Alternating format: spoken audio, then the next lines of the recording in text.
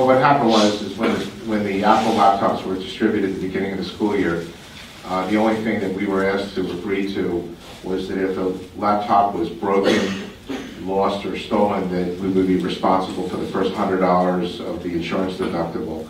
And I have two young children, ages 7 and 9, and one of them stepped on his screen and broke it.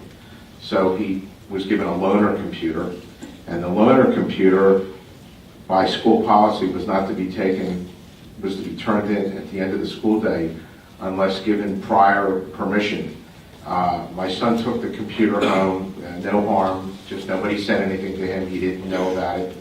And when they saw that the computer was on school grounds, the head of the tech department was instructed by the vice principal to turn his camera on when the computers all had GPS tracking, and they didn't need to turn the camera on, and see where he was, which in fact they wrote in their independent investigation. They had a 75-page report done by their counsel, the school district's law firm, that he was at home, online, on Facebook, and at that point, no one from the school district contacted my wife or I and said, hey, have your son bring the computer back tomorrow.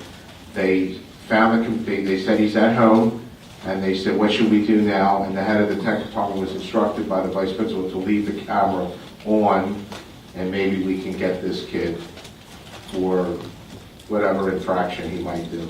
Right, and they at the time, they had asked for $100 again for the second computer, and my son had on him $55. He handed the $55 in to the tech department. The tech department emailed me and said, now you have a balance of $45 and you can pay it whenever you would like, and this gives your son the right to take the computer home at this point. So the day later, all they had to do was turn those cameras off. They knew where, I had taken care of the matter, and they still was instructed by the vice principal to leave the cameras on, hoping to find something on my son.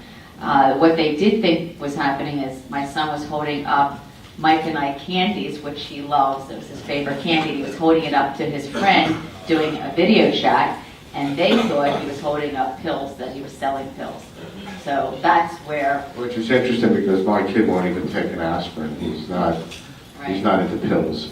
And the funny thing was, when he came back to school, the vice principal absolutely was riding him and following him everywhere, because not only were they taking pictures of him, but they were reading all his Facebook chats, and he had made mention to one of his friends that isn't Mrs. So-and-so a real witch, and because of that, she was retaliating against him, and she pulled him out of class because he was 5 minutes late.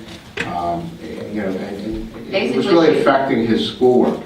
She was picking on him due to the fact she was reading his emails and text messages, which is such a violation of privacy. He had no idea anyone could be doing that, let alone his vice principal. And at the same time, taking pictures of him in the privacy of his bedroom. And not only were they taking pictures of him, but anybody standing in front of the camera at the time. They did have pictures of my husband on the computer. They had taken whatever my husband was writing at the time, through business or personal, because he borrowed his computer when our computer was down. And they had pictures, taking pictures of my children, and my son. One day was coming out of the shower and was upset because he saw a little green light on, and this was after we assumed, but not knew for sure, before the lawsuit, that they might be watching him. And when he came out of the shower, he panicked because he saw a green light on and wrapped a towel around him immediately. So it was a strict violation of privacy. And by the way, another student named Jalil Hassan, they took images of him after the Robbins had filed their lawsuit. They didn't immediately discontinue some of the fine. They continued even after they knew they were having to be held accountable for their misconduct. Well, the head of the tech department was actually quoted. They pulled up one of her emails that she had sent to one of her subordinates, and she said, I love this technology. It's my own private Lower Merion soap opera. She said, I love watching these kids at home. And that's an apt statement, because actually Lower Merion is the sort of the mythical town depicted in soap operas. It's such a perfect little upper middle class community with tree-lined streets, that it's literally sort of America's apocryphal soap opera community. And then this person, ironically, picks up on the theme of soap opera to describe what she has access to by virtue of seeing this child's screenshot. Also, would you just describe, Laura? Someone might think, well, if a child owes the school $45, that's a really big deal. It's a lot of money. Describe what $45 means in Merion terms. That's like lunch money on that. Not a big deal. It's a very affluent community. They spent over $100 million to build the high school that my son's now in. It was just torn down and rebuilt for the two high schools. I think were $200 million for both of them. So the property taxes are very high. It's the most affluent school district in the state of Pennsylvania. And they were paying the tech department, the 4 people, I think it was 3 or 4 people, watching these children over $1 million with their salaries. More, maybe there was more than a few people, 26 people. But so they were wasting over $1 million to have people sit in front of cameras and view students that were out of line. And as I mentioned, all the computers were equipped with a GPS tracking system where they could note where it was at all times. And these computers were all insured by an insurance company. So they were trying to take the role as an investigative police body and doing an illegal search and seizure with no knowledge of what was happening. And the woman that instituted the program had retired the previous year, and when she was brought in and deposed, she said that she felt that it was not a good idea to make the students aware of the fact they could be watched, because then they would just all put a piece of tape over the camera and then they could steal the computers or do what they wanted, which made no sense to me.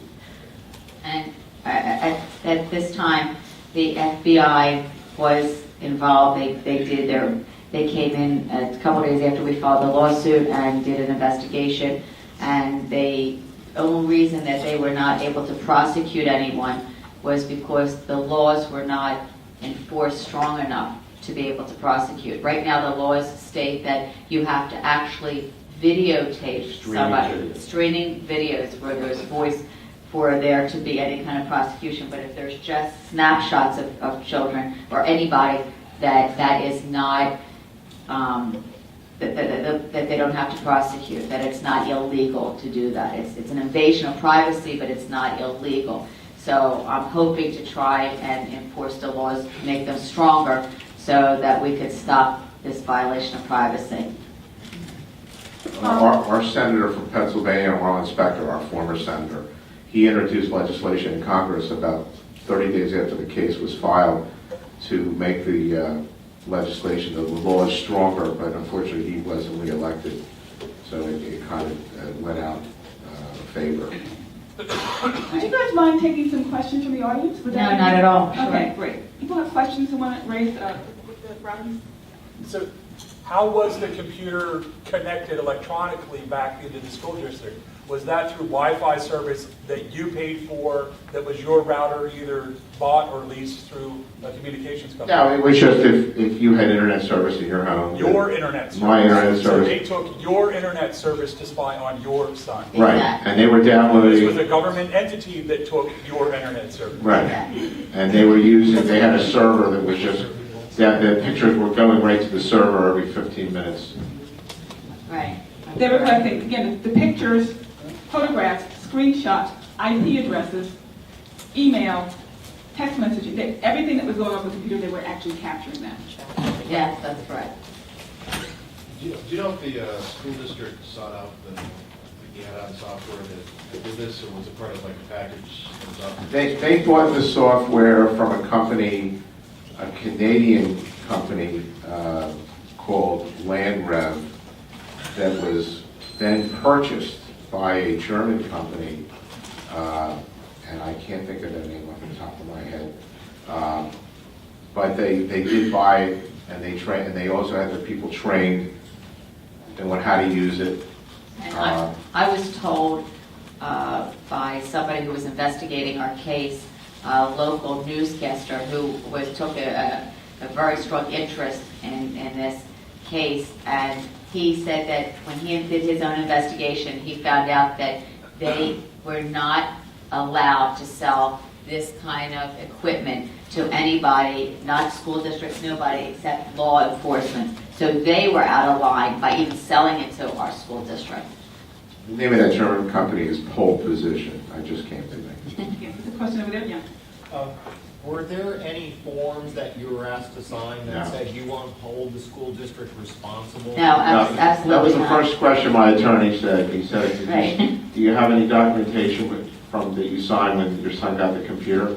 It was only that you were responsible for the first $100 of any damages. That was the only thing they issued to sign. Again, a decision was made specifically not to inform the parents of the students on the grounds that it would be self-defeating to let them in on the security program. That's correct.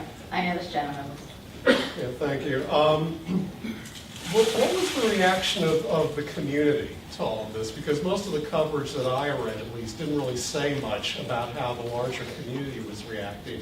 And did any of that reaction flow back to the school board or the superintendent's office or whoever? Well, at first people were putting all the blame on us, and people were coming up to us in public, at the gym, at the grocery store, and saying, how do you let your son steal school property?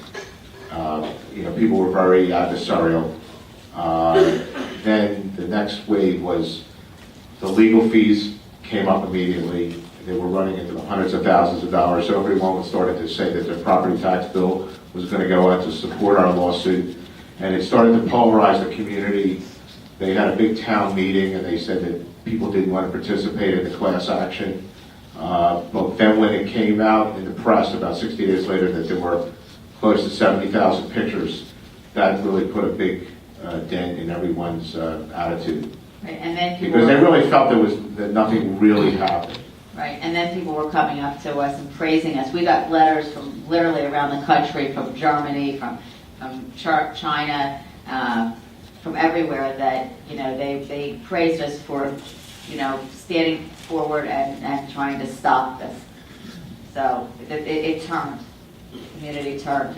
Excuse me. What's been the aftermath? So, I assume your children are not in that system today. Well- So is it just a matter of the school system being, giving up a waiver, for instance, to sign, or do they have to cut the computer program entirely? The consequence? My attorney got an immediate federal injunction from the judge to stop the webcam surveillance. No, but the computer loaner program. They still give the computers. They still give the computers, and yes, you not only do you have to sign a waiver, but it's not to watch the children. They are not allowed to. It's only if the computers are lost or stolen are they ever allowed to turn those cameras back on again.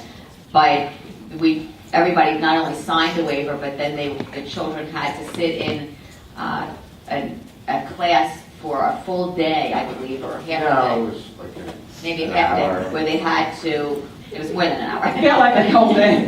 It was like a half a day, where they did have to learn about the use of the computers and what the possibilities and consequences could be. So, What's the impact on your son's way of life and psyche? Well, Does the injury of invasion of privacy kind of go away with time, or is it like? no, I have to tell you, he still is affected by it. He still feels insecure, even when he goes into dressing rooms, he told me, and he even now, even with the computer open, he constantly closes his computer when he's done using it. He still feels very insecure. I think it took a big toll, not only my son, but all the children in my household. I had 5 children, and even my younger kids sometimes ask questions. Even when they go into the bathroom, they're shy. They've just become a lot shyer.